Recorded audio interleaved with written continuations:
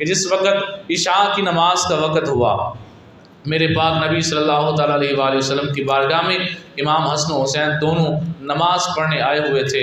और इशा का वक़्त चूँकि आप जानते हैं कि अंधेरा होता है, हज़रत अबू हुरैरा कहते हैं जब नमाज मुकम्मल हो गई तो मैंने अर्ज़ किया, या रसूलुल्लाह सल्लल्लाहु अलैहि वसल्लम, क्या मैं इन्हें इनकी वालिदा के पास छोड़ आऊँ?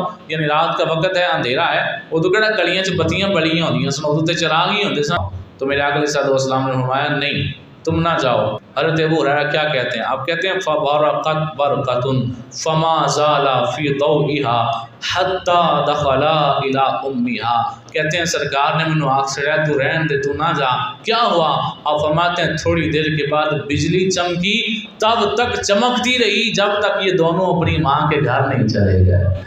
और जिन्हों के घर जाने वास्ते बिजलियां चमकन, रोशनी हो जाए, सोचो ना उन्होंने शहजादियों का मुकाम की होगा।